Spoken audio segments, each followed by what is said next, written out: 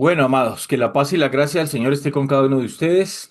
Quiero invitarle a que se ponga cómodo ahí donde usted está. Hoy vamos a hacer una introducción a un tema que vamos a empezar a desarrollar y es un tema que tiene que ver quizás con algunos conceptos que muy posiblemente algunos de ustedes no han escuchado dentro del cristianismo contemporáneo, pero que hablan de una realidad que hoy el cristianismo contemporáneo tiene y que es una realidad bastante peligrosa para cada uno de nosotros como discípulos de Cristo. Hoy voy a comenzar a desarrollar un tema que tiene que ver, amados hermanos, con misticismo, sincretismo y con la iglesia emergente. Tal vez algunos de ustedes, vuelvo y lo repito, no han escuchado tal vez estos tres conceptos, que son tres conceptos completamente teológicos y que, repito, la comprensión de lo que cada aspecto significa para nosotros como discípulos de Cristo tiene una relevancia demasiadamente importante, amados hermanos, y tenemos, repito una vez más, la responsabilidad, tenemos el desafío. Yo estoy convencido que si como iglesia, como cuerpo de Cristo que somos, hemos tenido que enfrentar algún desafío como cristianos, como discípulos, como nos percibamos delante de Dios. Creo que estos tiempos que a nosotros nos tocó vivir como iglesia, como cuerpo de Cristo, nos ha llevado claramente, amados hermanos, a una situación donde tenemos que asumir no solamente responsabilidades como ministros, que cada uno de nosotros somos delante del Señor, sino que también tenemos que asumir desafíos. Y dentro de esos desafíos es importante tener claro lo que significan estos tres conceptos para el cristianismo contemporáneo. Quiero ser, repito, muy claro en eso, porque es importante que cada uno de nosotros, amados hermanos, pues lo tengamos ciertamente claro. ¿Qué es el misticismo? ¿Qué es el sincretismo? ¿Y de qué hablamos nosotros cuando hablamos de la iglesia emergente? ¿Sí? Son tres términos, amados hermanos, que están completamente entrelazados el uno con el otro. Me explico. Es triste lo que hoy está ocurriendo eh, entre aquellos que profesan ser cristianos y que hacen un énfasis en que son cristianos, pero que no son cristianos del común, sino que son cristianos realmente evangélicos. Yo les he dicho, siempre les he dicho y hemos tratado algunos temas sobre ese asunto, que dentro del cristianismo contemporáneo, amados hermanos,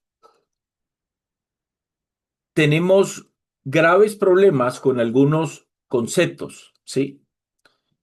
Porque hemos tergiversado, hemos desnaturalizado varios conceptos dentro del cristianismo, los hemos sacado de su respectivo contexto, los hemos sacado de lo que su significado gramatical tiene y que tiene que tener para cada uno de nosotros, amados hermanos.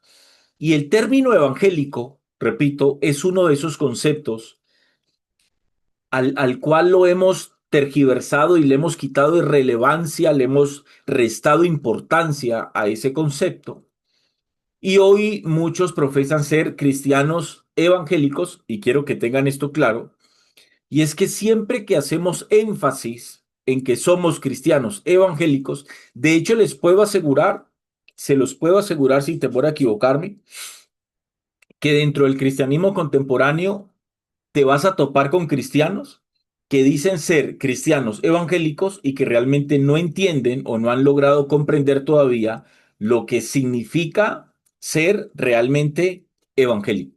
Bien, entonces ese término evangélico claramente a través del tiempo, amados hermanos, ha experimentado cambios completamente radicales en lo que se refiere a su significado y en lo que se refiere a la aplicación del término mismo sobre cada uno de nosotros.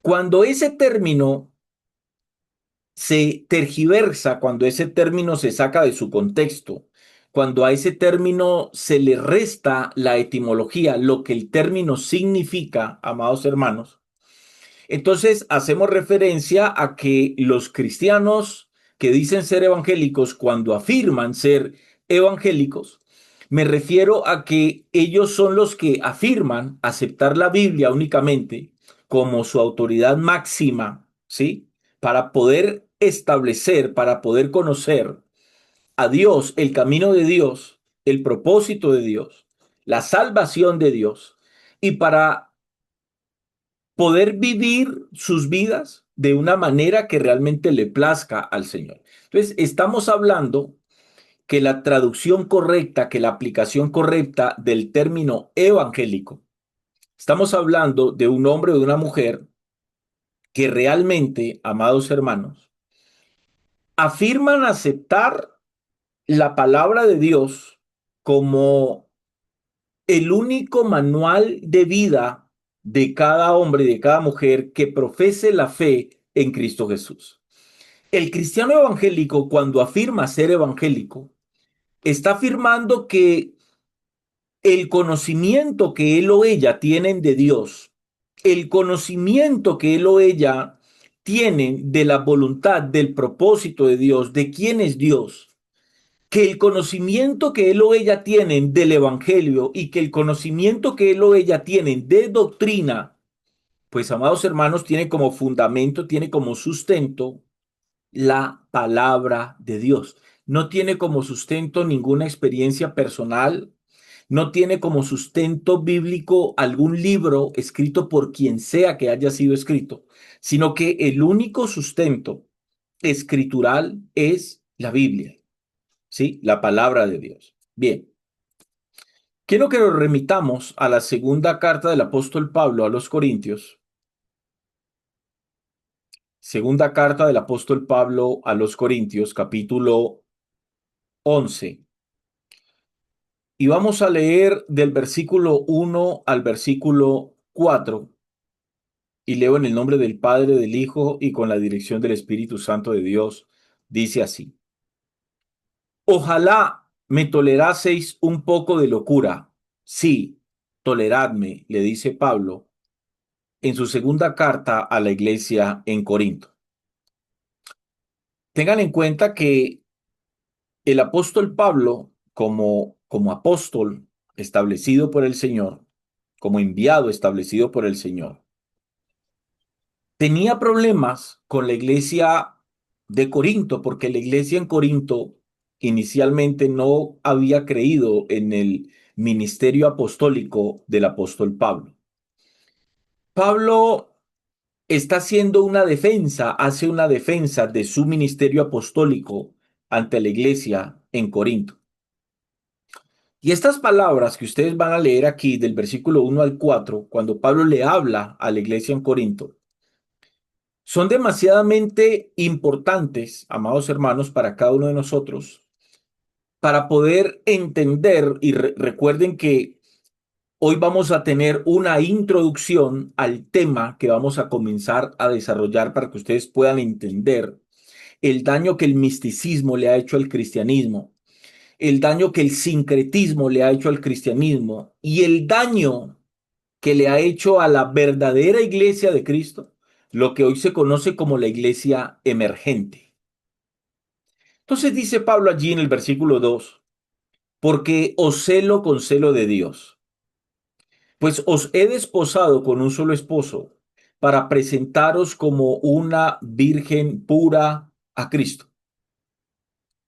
Ese era el concepto, vuelvo y repito, y tengan muy pendiente eso, amados hermanos, porque ese era el concepto que el apóstol Pablo tenía de la iglesia. Para Pablo, la iglesia de Cristo no era simplemente un grupo de hombres y de mujeres que asistían 2, 3 veces a un lugar en específico. Pablo no veía Ojo, Pablo no veía a la iglesia como un grupo de hombres y mujeres que se reunían sistemáticamente con el propósito de establecer una relación interpersonal entre cada uno. No, Pablo veía a la iglesia de Cristo, al cuerpo de Cristo, como la esposa de Cristo. O sea, eso ya nos habla a nosotros de la importancia, ¿sí? De la perspectiva que el apóstol Pablo tenía de la iglesia. Porque os celo con celo de Dios, pues os he desposado con un solo esposo para presentaros como una virgen pura a Cristo. ¿A qué se refería Pablo cuando está hablando, cuando hace una tipología de la iglesia con una virgen pura, ¿sí? Con una mujer pura. En el contexto al cual Pablo recurre, la tipología a la cual el apóstol Pablo recurre es a una mujer virgen pura. Ojo, a una mujer virgen pura que obviamente en el contexto podía ser presentada ante su novio. ¿En qué radicaba? ¿Por qué Pablo hace esta tipología de la iglesia como una virgen pura? El apóstol Pablo, amados hermanos, en el contexto está haciendo una referencia a una doctrina que iba a llevar a la iglesia a perder la pureza doctrinal. Cuando Pablo habla de pureza, él hace una analogía de una mujer virgen, ¿sí? De una mujer virgen, la cual en el contexto debía ser presentada ante su novio para que la mujer se pudiera desposar con su novio. Pero en la aplicación espiritual para nosotros, ¿sí? Esa pureza de la cual Pablo está hablando a la iglesia de Cristo, nosotros como iglesia contemporánea debemos de comprenderla y de hecho es el sentido, repito, de la enseñanza de Pablo a la iglesia en Colosas. Debemos de entender la pureza que nosotros debemos de mantener como iglesia, y eso es lo que desafortunadamente no está pasando dentro del cristianismo contemporáneo, porque lo que ustedes conocen como iglesia de Cristo no se mantiene en una pureza doctrinal. Por eso decimos que el cristianismo contemporáneo se ha prostituido doctrinalmente porque ha abrazado mentiras como verdades, ¿sí? Entonces, Pablo hace una referencia a eso y hace una tipología. Y Pablo dice que él tenía un temor, y es un temor santo, con respecto a la situación, al peligro que la iglesia en Colosas estaba presentando, porque a la iglesia se habían llegado falsos maestros y estaban introduciendo, escuchen bien, estaban introduciendo a la iglesia unas doctrinas, unas enseñanzas que eran difíciles, ojo con esto que les voy a decir, porque no solamente eran, sino que siguen siendo difíciles de discernir, ¿sí? Hoy dentro del cristianismo contemporáneo, y ya se van a dar cuenta cuando desarrollemos este tema, por eso no se pierdan este tema, porque hoy es la introducción y el próximo miércoles, si Dios nos presta la vida, vamos a seguir ahondando en este tema porque es demasiadamente importante. ¿Qué tan difícil es poder saber si en el lugar donde yo me congrego, si, si mi iglesia, lo que yo llamo mi iglesia, ¿no? Que es un mal concepto porque nosotros somos la iglesia. Hablemos del lugar donde yo me congrego. ¿Qué tan fácil es para mí poder discernir, poder identificar si en la congregación a la cual yo asisto es una congregación mística, es una congregación donde se practica el misticismo? Eso, amado hermano, hoy es bastante difícil de detectar para la mayoría de muchos cristianos y se van a dar cuenta por qué. ¿Qué, qué tanto el sincretismo hoy ha afectado mi congregación? Y tres, ¿yo hago parte realmente de la iglesia de Cristo o yo hago parte de lo que hoy se conoce y se entiende como la iglesia emergente?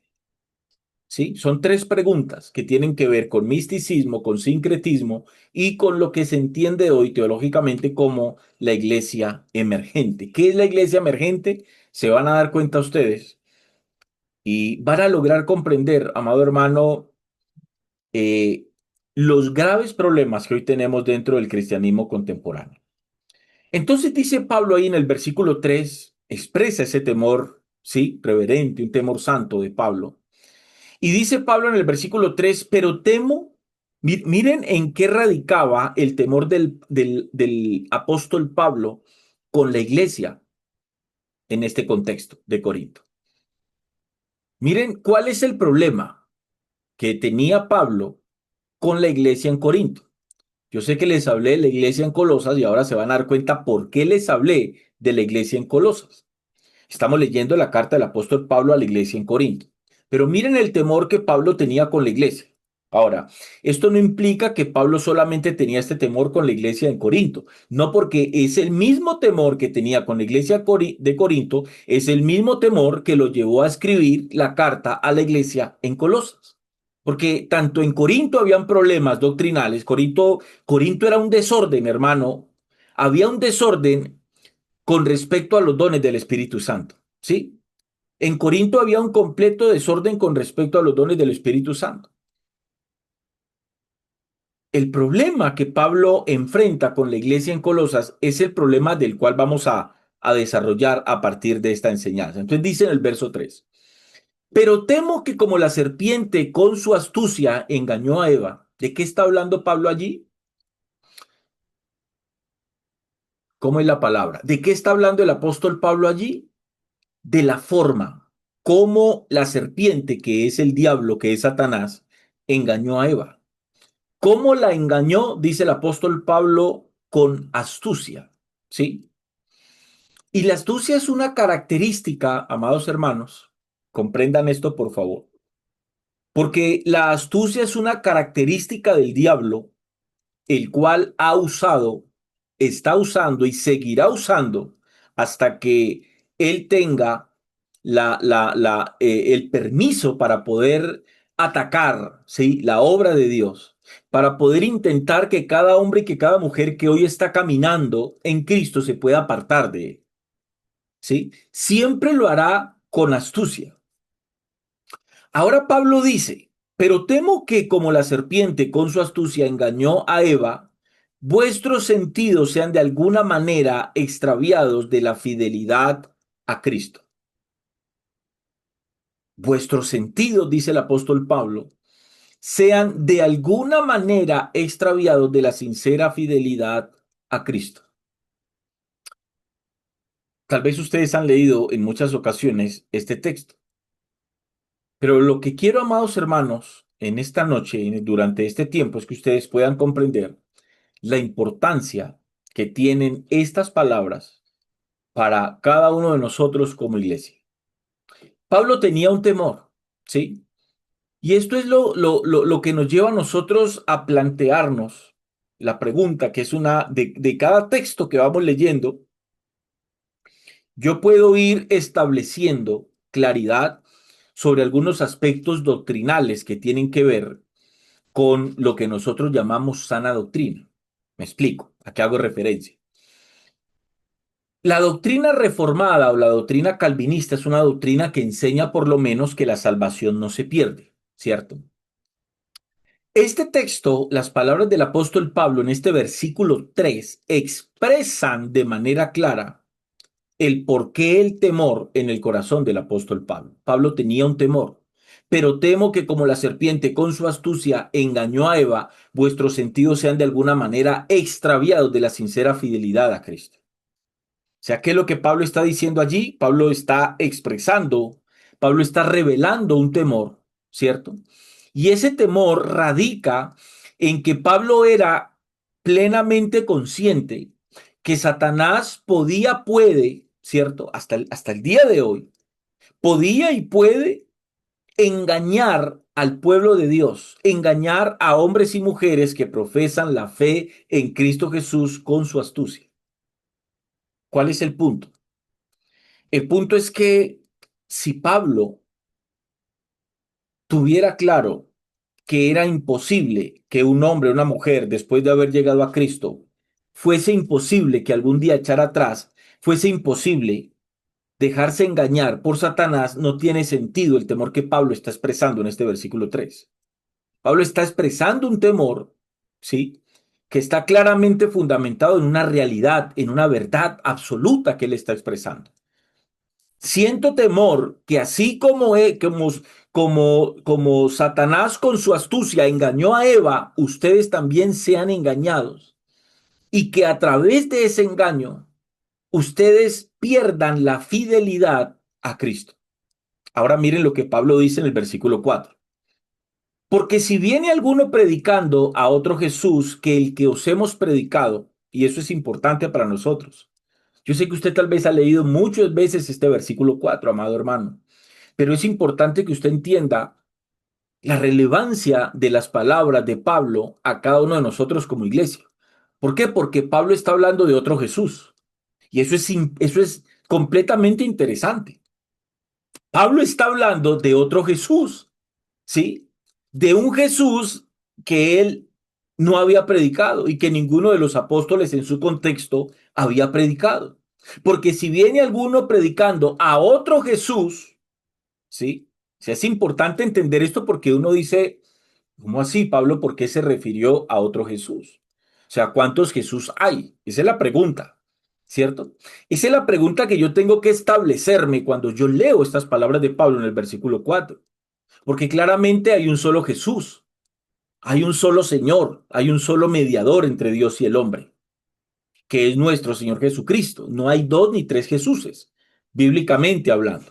Pero ¿por qué Pablo dice, porque si viene alguno predicando a otro Jesús que el que os hemos predicado? Pablo está hablando de un evangelio distinto. Pablo está hablando de un Cristo falso. Pablo está hablando de un ungido falso que claramente en el contexto de la iglesia primitiva ya se estaba predicando, ¿sí? Ya se estaba presentando. ¿Por qué es importante meditar en este versículo 4, amados hermanos? Porque cada uno de nosotros nos tenemos que preguntar y tener claridad sobre esto. ¿Claridad sobre qué? ¿Cuál es el Jesús que me están presentando en mi congregación? ¿Cuál es ese Jesús? Y esto te puede sonar absurdo. O sea, te puede sonar tonto esto, ¿cierto? Porque vas a decir, o sea, ¿cómo me voy a hacer esa pregunta? Si en el lugar donde yo me congrego, a mí me presentan al Jesús de la Biblia, yo pregunto, ¿realmente estás convencido que en el lugar donde te congregas, ese lugar que vos llamás tu iglesia, en ese lugar realmente te están presentando al Jesús de la Biblia o te están presentando a otro Jesús que funciona y que se manifiesta como el genio de la lámpara de Aladino que está dispuesto y que está presto a cumplirle los deseos a todo el mundo, que está dispuesto y que está presto a cumplirle los sueños a todo el mundo, que está dispuesto y que está presto a enriquecer, a convertir a todo hombre y a toda mujer que profesa la fe en él, en un hombre o una mujer de éxito. O sea, esa pregunta te la tenés que hacer, amado hermano. Porque si viene, el apóstol Pablo dice, porque si viene alguno predicando a otro Jesús que el que os hemos predicado, o sea, que es real. Y esto, repito, no es nuevo, esto funcionaba, ¿sí? Esto funcionaba, la astucia del diablo para engañar a hombres y mujeres que hacían parte del cuerpo de Cristo en la iglesia, en Corinto, y luego pasó a toda la iglesia, luego pasó a Galacia, luego pasó a la iglesia en Colosas. Satanás atacó toda la iglesia del primer siglo y sigue atacando a la iglesia de Cristo hasta el día de hoy.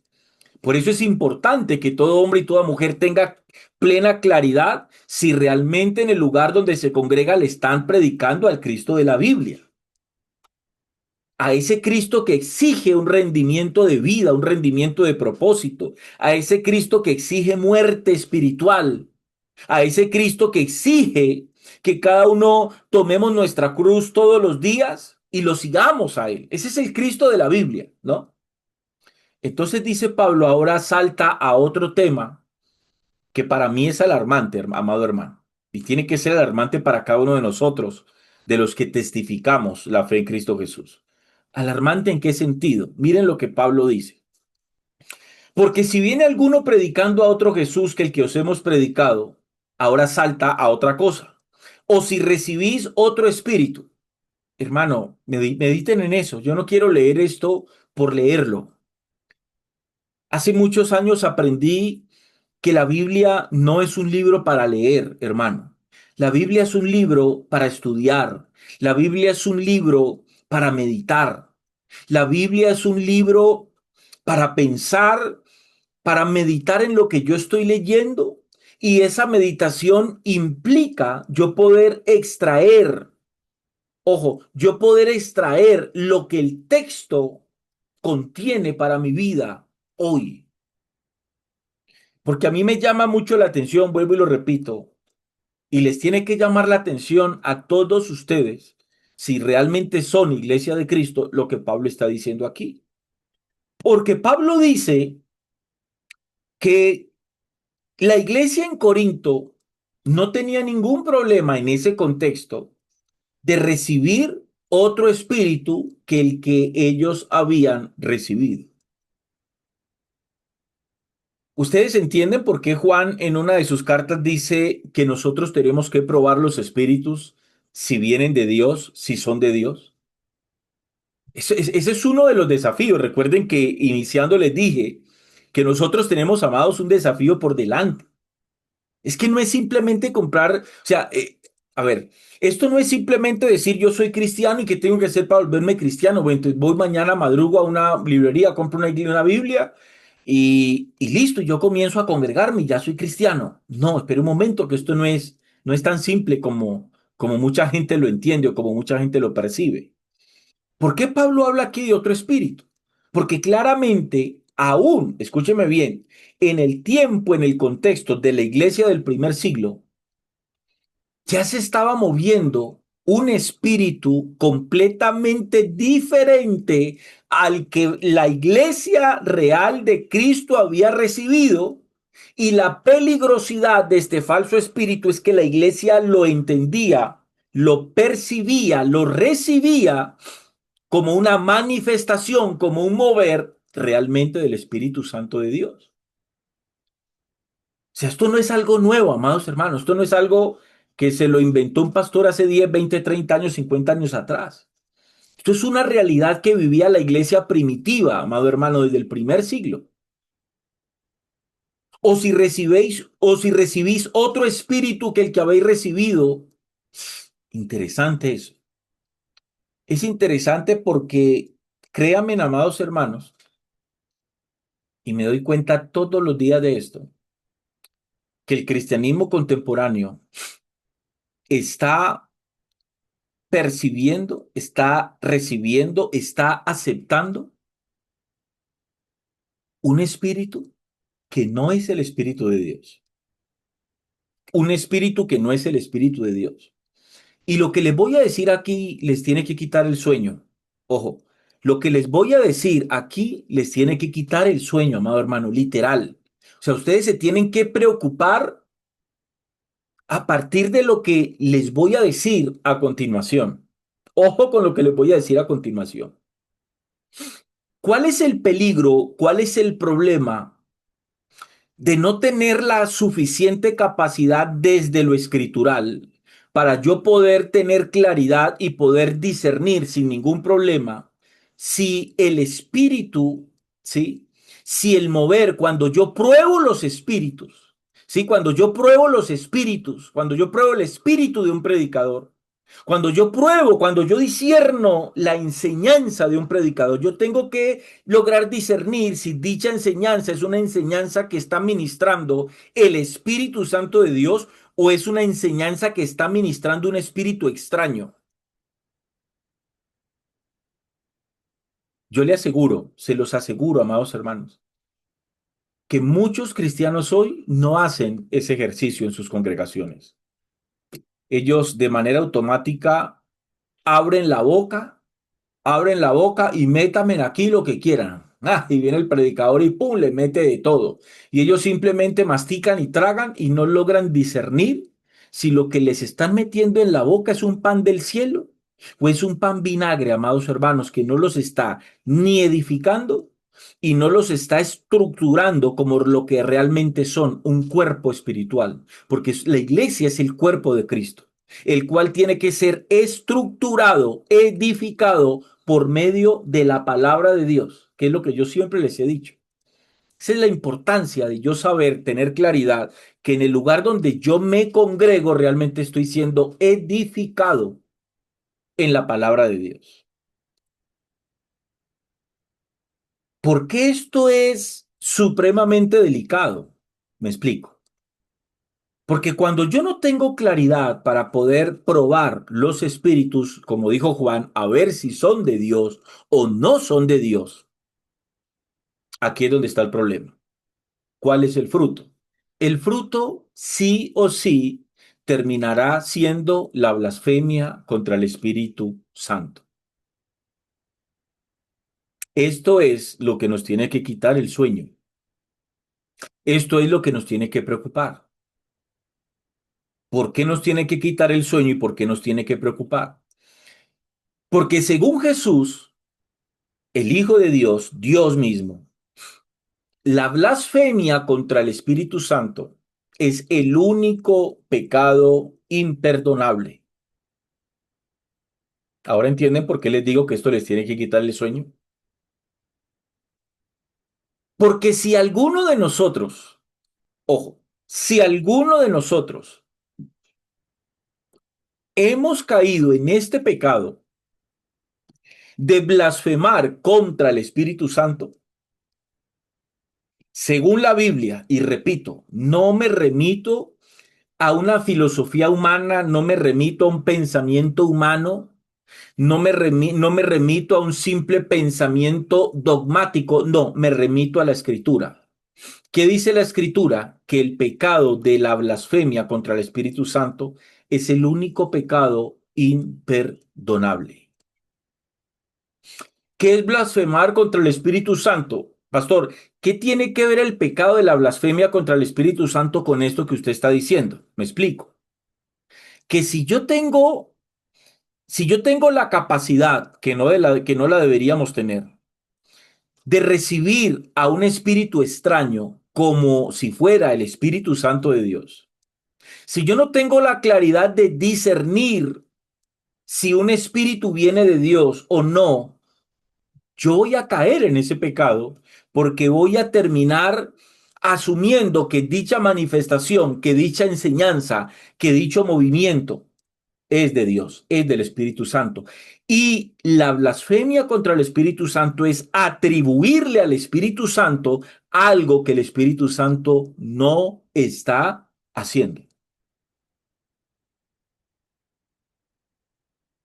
¿Ustedes me entienden lo que les estoy diciendo? O sea, lo que estoy diciendo con esto es que lamentablemente muchos hombres y mujeres que hoy están buscando el conocimiento de Dios ya están condenados y no tienen acceso al perdón porque han cometido blasfemia contra el Espíritu Santo. Repito, suena duro, suena durísimo, pero es lo que la palabra de Dios dice y nosotros nos tenemos que sujetar a lo que la palabra de Dios dice. Jesús dijo claramente que el único pecado que era imperdonable era la blasfemia contra el Espíritu Santo de Dios.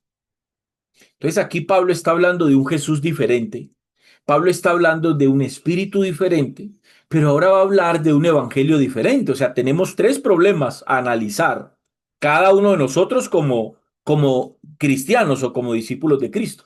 Repito, como usted se perciba, hermano, no hay problema. Entonces Pablo habla de tres asuntos. Un Jesús distinto, un espíritu extraño, pero también habla de un evangelio completamente extraño que no es el evangelio bíblico. O si recibéis otro espíritu que el que habéis recibido, u otro evangelio que el que habéis aceptado, dice el apóstol Pablo, le dice a la iglesia en Corinto, ustedes no tienen ningún problema con tolerar eso. El pecado de la tolerancia, amados hermanos, la tolerancia como pecado, ha sido uno de los pecados que como iglesia hemos cometido delante del Señor y ha sido uno de esos pecados que dentro del cuerpo de Cristo hoy se pasan por alto.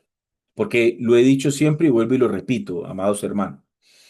Nosotros a veces creemos que, que pecado es solo adulterio, fornicación, mentir, robar, matar, etcétera, etcétera. Pero la tolerancia es tipificada en la escritura como un pecado, ¿sí? Entonces dice Pablo, ustedes tienen un problema. Ustedes tienen tolerancia si viene algún hombre a predicarles a ustedes de un Jesús que nosotros no les hemos predicado. Ustedes no tienen ningún problema con recibir como verdad una mentira que a ustedes no se le ha predicado.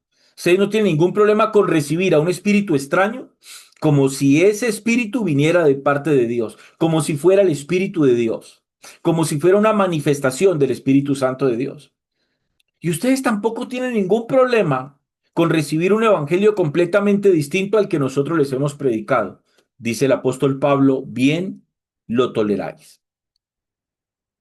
Mediten en eso, por favor. La iglesia en Colosas, amado hermano, estaba enfrentando un problema que la iglesia hoy, la iglesia con nosotros como iglesia contemporánea está enfrentando. Es igual el problema. Porque es que la iglesia viene enfrentando los mismos problemas desde su constitución hasta el tiempo de ahora y los va a seguir enfrentando hasta el momento de su arrebatamiento, el cual está cerca. Entonces la iglesia en Colosas enfrentó el problema, repito, que la iglesia de hoy enfrenta. ¿Cuál es el problema? Los falsos maestros. La iglesia en Colosas, como la iglesia primitiva, como la iglesia en Galacia, sí, que querían judaizar la iglesia, que es la razón por la cual Pablo escribe la carta a la iglesia en Galacia. El problema de la iglesia, amados hermanos, Satanás con su astucia siempre ha atacado a la iglesia con falsos maestros. Por eso es que ustedes nunca esperen el ataque de la iglesia de parte de sectas, amados hermanos. No, eso es uno de los errores bobitos que nosotros como iglesia hemos cometido a través del tiempo, ¿sí? ¿Por qué lo digo? Porque por muchos años nosotros hemos creído que los falsos maestros hacen parte de las sectas, de la cual nosotros no hacemos parte. Pero yo quiero que usted entienda que, según el apóstol Pablo y según la historia de la iglesia primitiva, los falsos maestros se habían entrado a la iglesia de Cristo. ¿Sí? Eso es bastante interesante, vuelvo y repito, porque a la hora de que muchos cristianos, a la hora de pensar en un falso maestro, no piensan en que los falsos maestros hoy están dentro de las iglesias, dentro de las congregaciones. Eso es importante entender. Entonces, el problema que había en la iglesia en Colosas, amados hermanos, era que ellos estaban enfrentando un problema de falsos maestros que habían llevado a la iglesia, ¿sí? Habían llevado una mezcla, habían mezclado el misticismo oriental con la filosofía griega y el legalismo judío. Hermano, habían llevado un tremendo problema a la iglesia. Misticismo oriental, filosofía griega. Cuando hablamos de filosofía griega, estamos hablando de un pensamiento, a ver, ¿cómo lo expreso para que me entiendan? De un pensamiento humano elevado, ¿no? Si cuando se habla de la filosofía griega en el contexto, se hablaba de grandes pensadores, ¿no? La filosofía griega contenía pensamientos que para el contexto eran pensamientos elevados, o sea, eran pensamientos llenos de sabiduría, eran pensamientos profundos. Entonces, estos falsos maestros que se habían adentrado en la iglesia en Colosas habían hecho una mezcla, ojo, de misticismo oriental, de actos místicos, habían mezclado, vuelvo y repito, filosofía griega y el legalismo judío. Tremenda mezcla que habían hecho estos falsos maestros y que con esa mezcla claramente el enemigo que estaba ahí, que está detrás del mismo asunto, Querían, amado hermano, tergiversar, querían perturbar la mente, el corazón de la iglesia, ¿sí? Alguien dijo una vez a la carne, haciendo referencia a la naturaleza pecaminosa, caída que hace parte de cada uno de nosotros, de nuestro ser. Le encanta ser religiosa. No le gusta, le encanta ser religiosa. Siempre y cuando, ojo, siempre y cuando esa religión no tenga una cruz para crucificar la carne. ¿Eso qué significa, amado hermano? Eso significa que los creyentes colosenses estaban no solamente involucrados en el legalismo judío. Cuando hablo del legalismo judío, hago referencia a que ellos estaban metidos, estaban intentando aplicar, estaban cumpliendo con rituales judíos, estaban cumpliendo con dietas judías, ¿sí? Estaban aplicando guardar los días que los judíos guardaban y otras cosas por el estilo. Entonces Pablo en el versículo 17, amados hermanos, lo que en otras palabras les está diciendo es, ustedes están saliendo de la luz del sol y están entrando en las sombras. Es lo que Pablo les dice en el versículo 17. Se están olvidando de la realidad, el cuerpo de Cristo, de lo que es el cuerpo de Cristo. ¿Sí? ¿En qué sentido? ¿En qué sentido lo dijo Pablo?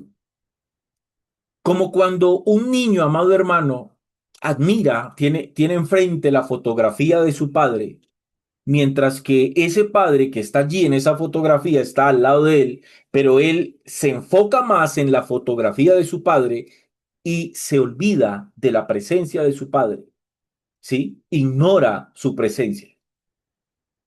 De esa misma manera, amados hermanos, estos cristianos se habían vuelto de la plenitud de Cristo al ABC de los rudimentos del mundo.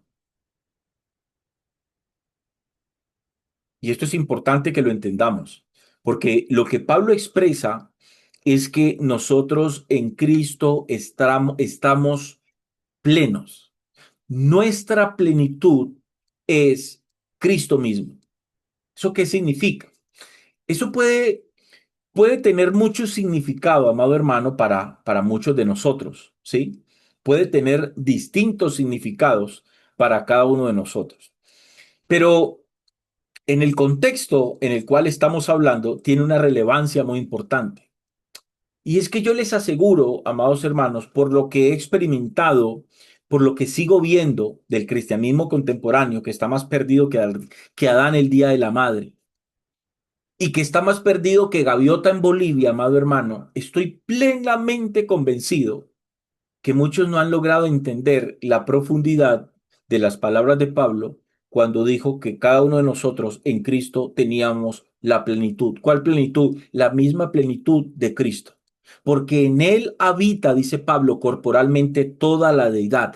Esa plenitud la tenemos nosotros en Cristo. ¿Qué significa eso? ¿De qué nos habla eso?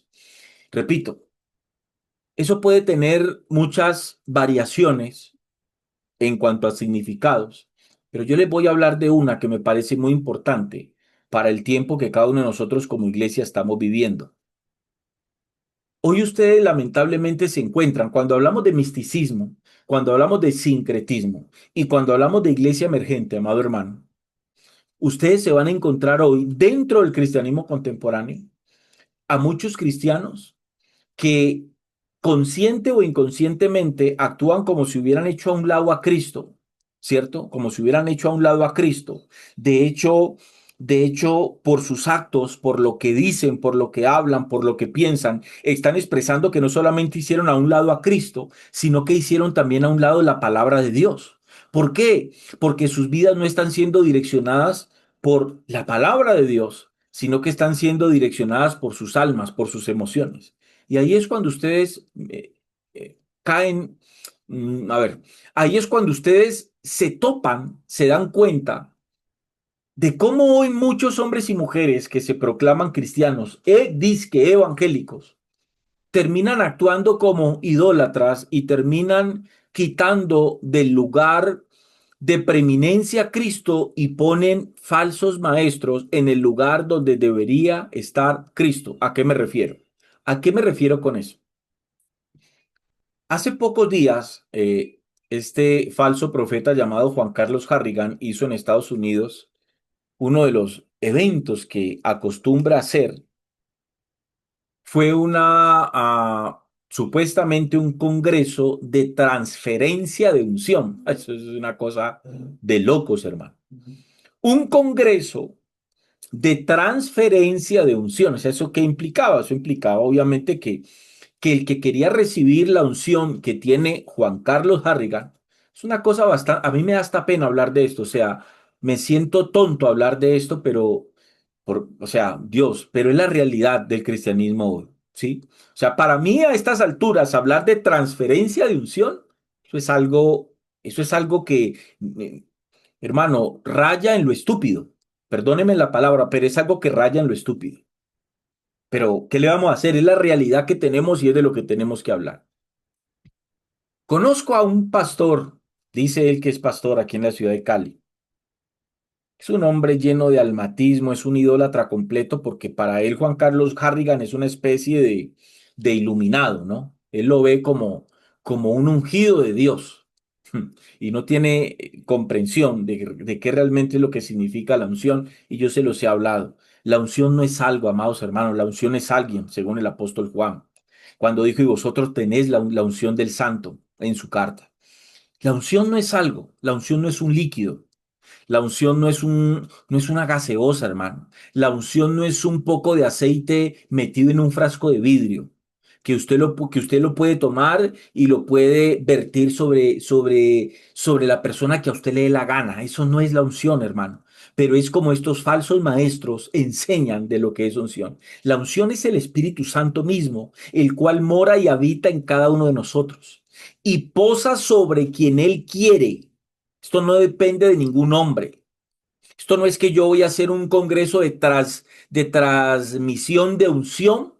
Y entonces, ¿qué significa el congreso? Pues ese congreso significa de que si vos querés la unción que tiene Juan Carlos Harrigan, pues te tenés que ir hasta Estados Unidos. Eso implica que tenés que comprar un pasaje aéreo que no te va a costar 100.000 pesos. Eso significa que tenés que tener visa estadounidense, porque si no, no puedes ir a recibir la unción, entonces te quedaste sin unción. Eso significa que tenés que llamar al evento y preguntar cuánto vale, porque eso tiene un costo, ¿no? La transferencia de la unción de Harrigan tiene un costo.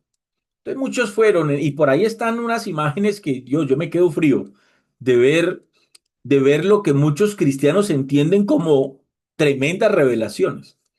Y resulta que en una de estas tremendas revelaciones estaba un tipo ahí que no conozco quién es, otro payaso que hace parte de ese circo evangélico que hoy conocemos. Comenzó a hablar unas cosas absurdas y él las hablaba y Juan Carlos Harrigan simplemente las repetía. No es que Juan Carlos Harrigan le estaba haciendo una traducción al idioma porque él hablaba en español y los que estaban allí entendían en español porque hablaban en español. Entonces él decía, ¿qué es la unción? Cosas como esta. ¿Qué es la unción? Y pues Harrigan decía duro, ¿qué es la unción? ¡Wow! Entonces la unción.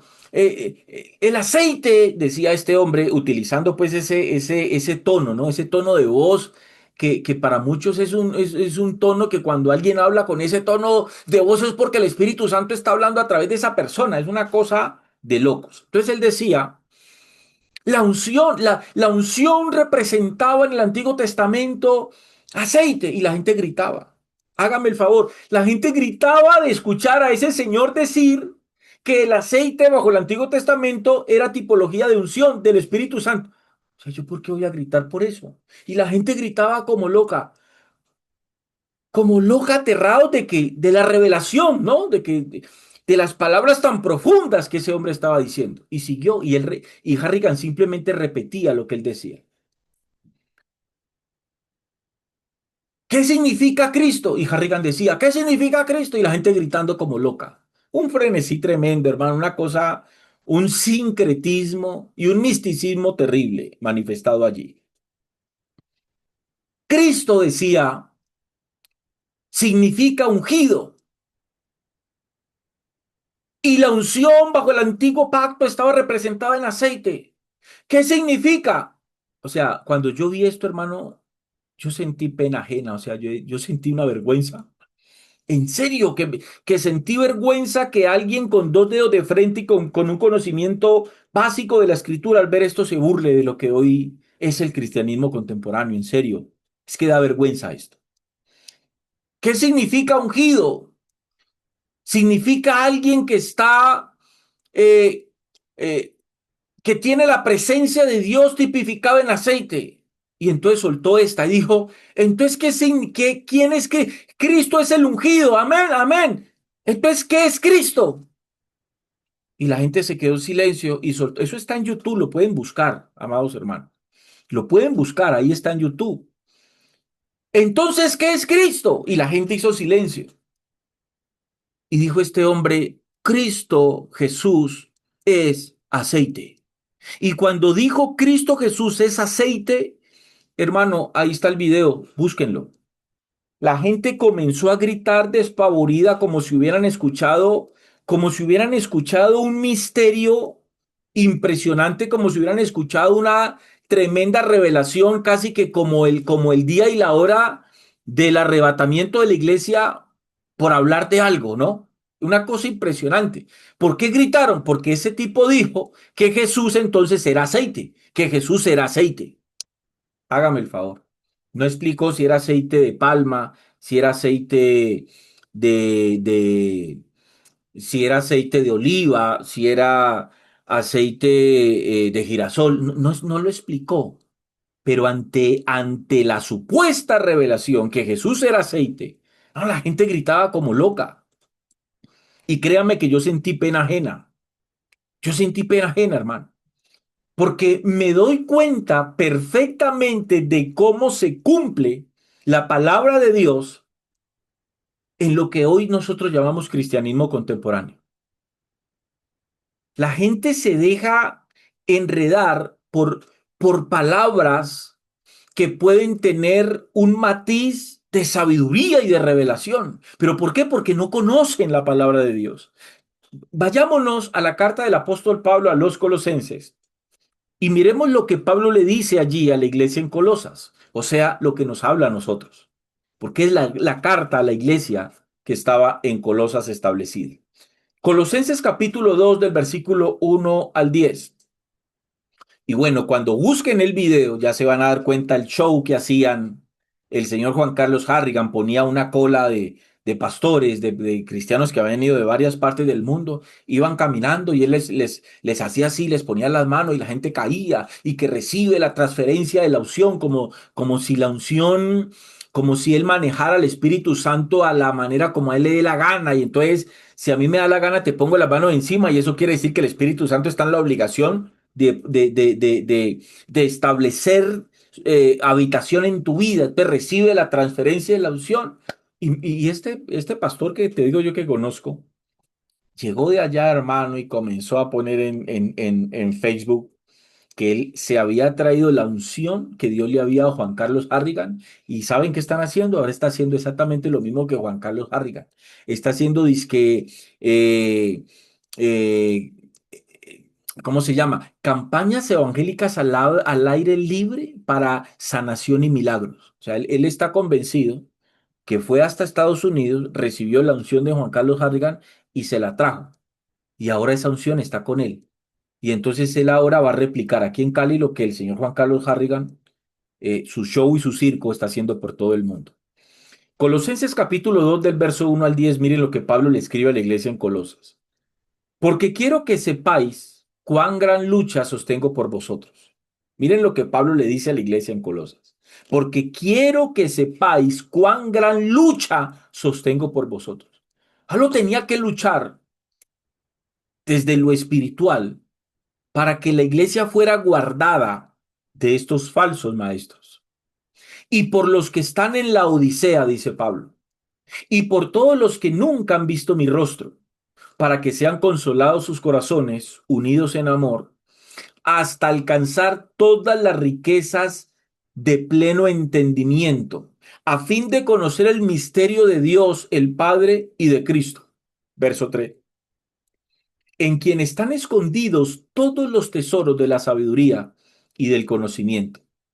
Dice Pablo en el versículo 4, y esto lo digo para que nadie os engañe con palabras persuasivas. ¿Qué es una palabra persuasiva? Una palabra persuasiva, amado hermano, mi hermana, usted que me está escuchando. Una palabra persuasiva es una palabra que sale de la boca de alguien y me persuade a mí, me guía a mí, me alienta a mí, me empuja a mí, me trabaja a mí a yo creer lo que ese hombre a través de esa palabra me está transmitiendo, ¿sí? Persuadir a alguien es empujar a alguien a hacer algo, es motivar a alguien a hacer algo. Eso es una palabra persuasiva, amado hermano. Quiero que lo comprendamos.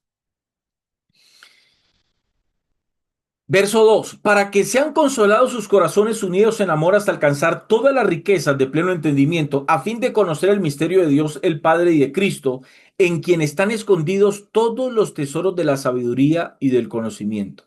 Y esto lo digo, verso 4, para que nadie os engañe con palabras persuasivas. Verso 5: porque aunque estoy ausente en cuerpo, no obstante en espíritu estoy con vosotros, gozándome y mirando vuestro buen orden y la firmeza de vuestra fe en Cristo. Versículo 6. Ojo aquí. Por tanto, dice Pablo, por lo que les acabo de decir, de la manera que habéis recibido al Señor Jesucristo, anden en él. Ya les explico eso. Ya les muelo eso para que lo entiendan mejor. Por tanto, dice Pablo en el verso 6, de la manera que habéis recibido al Señor Jesucristo, andad en él. Verso 7, arraigados y sobreedificados en él y confirmados en la fe. Ojo, arraigados y sobreedificados en él, no en un hombre. Ojo, no en un hombre, no en un pastor, no en un ministro. ¿Qué es lo que el cristiano contemporáneo tiene que entender? Un pastor, un ministro es simplemente un instrumento el cual es usado por nuestro Señor Jesucristo para edificar su iglesia. Y eso lo tiene que reconocer el hombre y la mujer que dice profesar la fe en Cristo Jesús. Ese es el desafío que tiene cada hombre y cada mujer que dice profesar la fe en Cristo. Porque el cristiano contemporáneo, amado hermano, el cristiano de hoy, no está fundamentado en Cristo, está fundamentado es en el ministro que él tiene. Por eso es que muchos cristianos hoy, ustedes los ven cómo están idolatrando sus ministros. Hay cristianos, amado hermano, que idolatran sus pastores. Y yo les he hablado de eso. Esa es una muestra clara de que ellos están enceguecidos por el hombre y no por la palabra de Cristo, manifestada y revelada en la escritura, amados hermanos. Arraigados, dice Pablo en el verso 7, y sobreedificados en él y confirmados en la fe, así como habéis sido enseñados, abundando en acciones de gracias. Ahora mire lo que dice Pablo en el versículo 8. Mirad, ojo aquí con esto, que esto es lo más importante de ese texto. Mirad, le dice Pablo a la iglesia en Colosas, mirad que nadie os engañe, o sea que es posible que la iglesia sea engañada. Claro que es posible que la iglesia sea engañada. De hecho, la iglesia hoy vive engañada. De hecho, el cristianismo contemporáneo vive engañado. Y si usted sigue esta enseñanza a partir del próximo miércoles y no se pierde, usted me va a entender por qué le digo que el cristianismo hoy está engañado, amado hermano. Mirad que nadie os engañe. Ahora, ¿por medio de qué? Ojo, ¿por medio de qué la iglesia en Colosas y la iglesia puede ser engañada? ¿Y cómo la iglesia hoy está siendo engañada? Dice Pablo, mirad que nadie os engañe por medio de filosofías, pensamientos, argumentos, maneras de pensar humanas y huecas sutilezas, palabras superfluas, palabras infladas. ¿Sí? Una palabra inflada es una palabra que el cristiano promedio la entiende y la percibe como tremenda revelación. Y no hay ninguna revelación allí. Lo que hay es una herejía. Decir que Jesús es aceite, eso, ¿qué revelación hay allí, hermano? Entonces es importante entender esto. Versículo 8. Permítame un momentico, hago yo aquí algo. Ojo, versículo 8.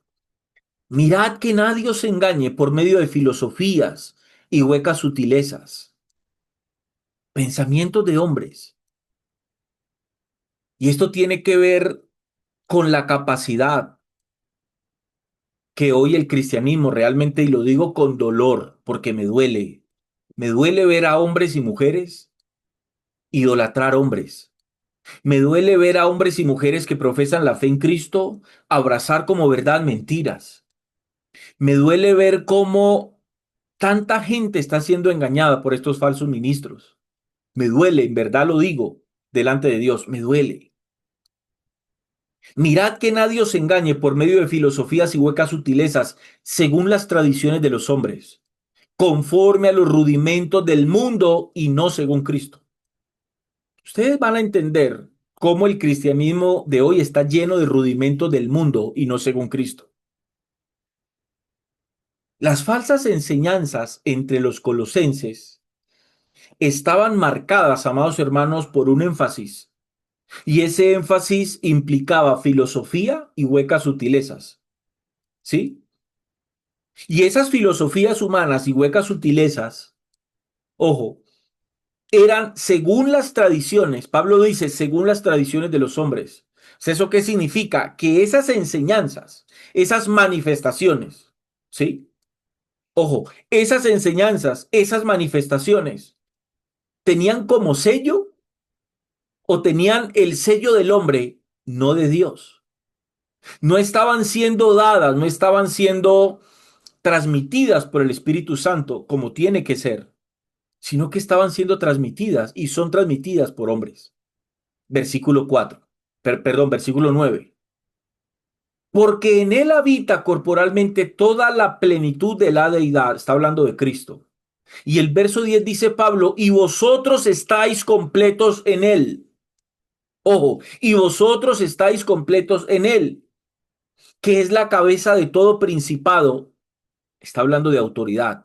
Es la cabeza de todo principado y potestad. Entonces, permítame, amado hermano, yo le hago un análisis aquí de este texto que acabamos de leer. La preocupación del apóstol Pablo era tan grande que sostenía un conflicto espiritual y ese conflicto espiritual del apóstol Pablo radicaba en que Pablo estaba orando a Dios y estaba luchando contra Satanás, el cual estaba y está tratando de descarriar a muchos creyentes en Cristo hoy. Pablo sabía cómo vencer a Satanás a través de la oración y a través de la palabra. A Satanás no se lo vence gritándolo, ni tratándolo mal. A Satanás no se lo vence atándolo, ni amarrándolo, ni con cuerdas de oro, ni que te echo fuera, ni que te amarro, ni que te reprendo, ni que explota ahora en el nombre de Jesús, explota ahora. No, no, no. A Satanás no se lo vence así. Santiago 4:7 dice, someteos pues a Dios, resistid al diablo y él huirá de vosotros.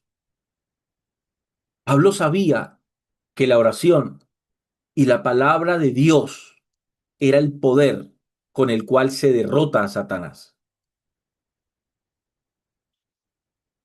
El apóstol Pablo anhelaba ver la iglesia en Colosas unida en Cristo, siendo una en Cristo, disfrutando de las riquezas, las bendiciones y todo lo que implica estar, amado hermano, en Cristo. Ahora Pablo dice que los falsos maestros, claro, tenían sus filosofías y eran fascinantes, o sea, los tenían fascinados, ¿no? Por eso es que Pablo le dice a la iglesia en Galacia, ¿quién os fascinó? ¿Ustedes comenzaron bien? ¿Ustedes comenzaron por el espíritu, ahora van a terminar por la carne? ¿Quién os fascinó? Oh Gálatas insensatos. En el texto original dice, oh Gálatas estúpidos, ¿quién los fascinó? ¿Quién los enredó? ¿Con qué palabras ustedes se dejaron fascinar?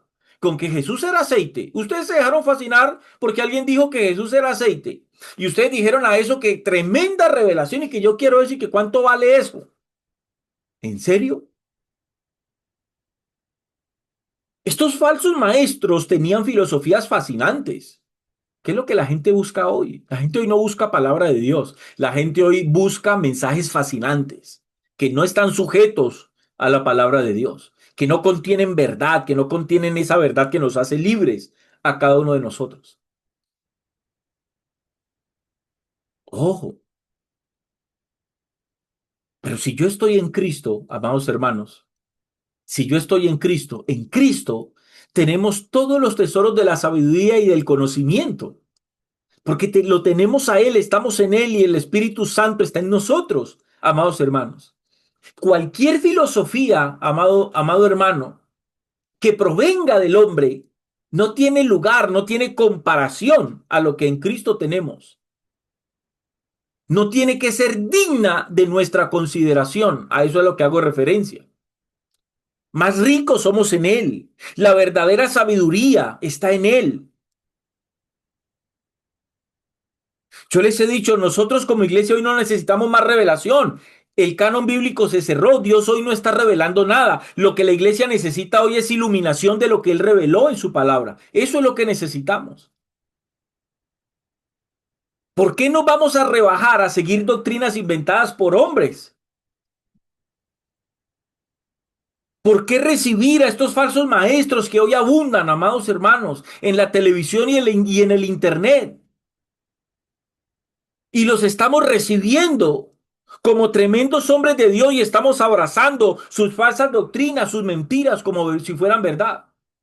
Cuando nosotros tenemos toda la sabiduría en Cristo y estamos escondidos con Cristo en Dios. Entonces, las filosofías humanas suelen ser atractivas y de hecho son atractivas para muchos cristianos hoy.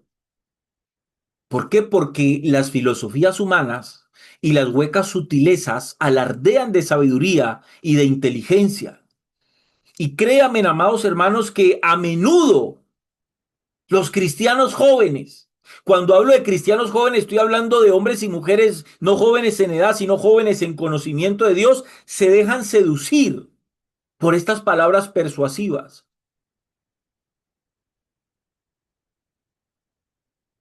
Dice Pablo en el verso 6: anden en Cristo. Así como ustedes son salvos por la fe, deben de andar por la fe. Así como son salvos por la palabra, deben de andar de acuerdo a la palabra, no de acuerdo a lo que Harrigan diga, no de acuerdo a lo que Cas Luna diga, no de acuerdo a lo que Guillermo Maldonado diga, no de acuerdo a lo que Dante Gebel diga, no de acuerdo al pastor mediático farandulero de moda, no, en base a lo que la palabra de Dios diga. ¿Me están entendiendo? Cada uno de nosotros tenemos que ser edificados en la verdad bíblica. Hagan la prueba con Cristo, es lo que Pablo dice en el versículo 8. ¿Qué es lo que significa eso? Pablo dice, ustedes pueden probar todo sistema que suene altamente religioso, preguntando, ¿le da a Cristo el lugar de preeminencia? Hagan la prueba con Cristo. La doctrina que estás recibiendo, el Jesús que te están predicando, el evangelio que recibiste, ¿realmente le da la preeminencia a Cristo? Porque el sistema religioso que hoy tenemos y que conocemos no le da la preeminencia a Cristo. Y usted dirá, ¿y entonces a quién le está dando la preeminencia? Al hombre. El humanismo hoy hace parte del cristianismo. Por eso es que el tal llamado evangelio de la prosperidad, del de piensa, lo declara, lo decreta, lo y se hará, eso es humanismo dentro del cristianismo. La preeminencia allí no es Cristo, la preeminencia es el hombre. El punto central es el hombre, no Cristo. Pablo dice en el verso 9 a 10, acójanse a su plenitud, ya voy terminando. Ese acójanse a su plenitud es des en cuenta que no hay sustituto para Cristo. Jamás, jamás le quiten el lugar a Cristo y pongan a un pastor, a un ministro. Nunca lo hagan. Amen a su pastor, ámenlo. Si pueden honrarlo, honrelo, como dice la escritura. Pero nunca, nunca pongan a un hombre, llámese pastor, llámese ministro, llámese líder, como usted lo quiera llamar, nunca pongan a un hombre que está sujeto a errores en el único lugar que le corresponde a nuestro Señor Jesucristo. Él es el que tiene que tener en la vida de todo hombre, de toda mujer que realmente se ha convertido a Cristo el lugar de preeminencia. ¿Están entendiendo lo que les estoy diciendo, amados hermanos? Cuando nosotros como creyentes que decimos ser, nos alejamos de Cristo y al alejarnos de Cristo pretendemos vivir como viven los impíos o como viven los mundanos que no conocen a Dios y que no tienen a Cristo, entonces sí o sí, tarde o temprano, amados, vamos a caer. Tarde o temprano vamos a caer como presas de sistemas religiosos que han sido hoy inventados por hombres. ¿Y sabe por qué muchos hombres y mujeres caen en eso, amados hermanos? ¿Sabe por qué? ¿Sabe por qué hoy hay tantas empresas religiosas? ¿Sí? ¿Saben por qué hoy hay tantas congregaciones, tantas denominaciones? Porque hoy lo que el sistema nos vende, lo que el sistema le vende al hombre es un sistema religioso. Le está presentando al hombre un sistema religioso y le enseña al hombre que eso que el sistema presenta como un sistema religioso es la iglesia de Cristo. Y les aseguro que millones de hombres y mujeres en el mundo están engañados en el sentido de que no hacen parte de la iglesia de Cristo, sino que lo que hacen parte es de un sistema engañoso, de un sistema religioso, amado hermano, disfrazado de cristianismo evangélico. Pablo dijo que nosotros en Cristo estábamos completos en Él.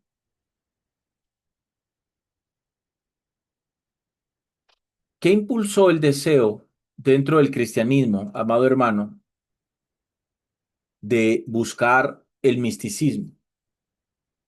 ¿Qué impulsó el misticismo? ¿Qué es lo que ha impulsado el misticismo? El misticismo puede tener muchas definiciones, muchos conceptos, ¿sí? Voy a sintetizar en algo muy simple lo que es el misticismo. El misticismo es el intento del ser humano de establecer una relación palpable con Dios que es espiritual. ¿Me explico? El misticismo es el deseo del hombre, que es un ser humano, un ser físico, de establecer una relación palpable con Dios, que es un ser espiritual. ¿Sí? Entonces, cuando hablamos de misticismo, estamos hablando, que esto lo vamos a desarrollar el próximo miércoles, no me voy a adentrar mucho en esto. Cuando hablamos de misticismo, estamos hablando de prácticas, de enseñanzas, rituales que nosotros vemos que hay dentro del cristianismo, misticismo. A ver, voy a adelantarles un poquitico. Un cristiano místico es ese cristiano que todo sueño que tiene lo quiere espiritualizar. Sí. Los sueños, amados hermanos, son bien complejos. ¿Por qué el ser humano sueña? Porque tenemos una mente. Y en esa mente hay pensamientos. Yo creo que todos ustedes han experimentado esto y con esto termino. Continuamos el próximo miércoles. Todos de alguna u otra manera hemos experimentado que cuando nuestra mente se enfoca a pensar en algo específico, casi siempre tenemos o desarrollamos un sueño en base a eso que estamos pensando. Entonces, el misticismo es creer que todo sueño que yo tenga lo voy a espiritualizar. Entonces, si yo me sueño con una cucaracha, lo voy a espiritual y voy a decir, vení, que esto tiene que tener una implicación. La cucaracha tiene que ser un demonio que me está persiguiendo. Y yo veía que la berrionda cucaracha se me quería montar así en el cuerpo por los pies y yo la echaba para afuera, esa berrionda cucaracha. Y entre más yo la echaba para afuera, esa berrionda cucaracha me quería subir. Eso tiene que tener un significado. Y ese hermano o hermana al otro día se levanta a pensar, "Ey, Espíritu Santo, ilumíname. Espíritu Santo, ilumíname. La cucaracha, ¿qué demonio es? ¿Qué espíritu es la cucaracha?" ¿Me entiende lo que le quiero decir? Al otro día se sueña comiendo pan, que se siente en una panadería con tremendo pan y resulta que se soñó eso porque ese hermano o esa hermana hace rato tiene un deseo y un antojo, el berriondo, de comer pan. Entonces al otro día se sueña con un pancísimo y al otro día se levanta y dice, Espíritu Santo, ilumina. ¿Qué significa el pan? Es una bendición que viene, Señor. ¿Qué significa el pan? Es una revelación que me darás. Es un ejemplo para que ustedes se hagan una idea de lo que es el cristianismo místico. El cristianismo místico es el que quiere entrar a la congregación y quiere sentir, quiere palpar literalmente. Tiene que tener una experiencia sensorial con Dios, o sea, literalmente tiene que sentir o un frío o un calor o un viento que sopló. Y yo estoy aquí en la congregación y Espíritu Santo, ven y tócame, oh Señor, ven y tócame, comienzan a cantar, el maestro de Galilea está pasando por aquí, lo cantan dos, tres veces, hasta que ellos quieren sentir que el maestro viene y los abraza y salen convencidos. El culto estuvo maravilloso porque el Señor estuvo en la congregación. Yo sentí el abrazo del Señor y cuando Él me abrazó yo me quebranté. Eso es mística cristiana. Eso es mística cristiana. Eso no tiene asidero bíblico. Eso no tiene fundamento bíblico. Ah, pero eso vende. Ah, eso vende como un berriondo dentro del cristianismo. Ese tipo de congregaciones hoy son multitudinarias,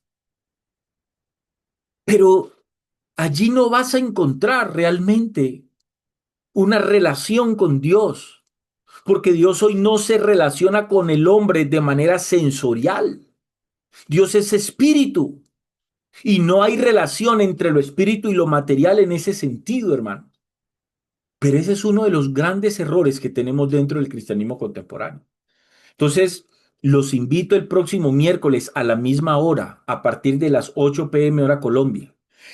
Estamos desarrollando, hoy apenas fue una introducción a un tema que vamos a desarrollar, misticismo, sincretismo y la iglesia emergente. Por favor, amados, no se lo pierdan. Si usted está viendo este video por YouTube, si no se ha eh, registrado, si no se ha suscrito a este canal, JL López Apología, lo invito a que se suscriba y lo invito a que participe de la próxima enseñanza miércoles a partir de las 8 p.m. hora Colombia. Un saludo para todos.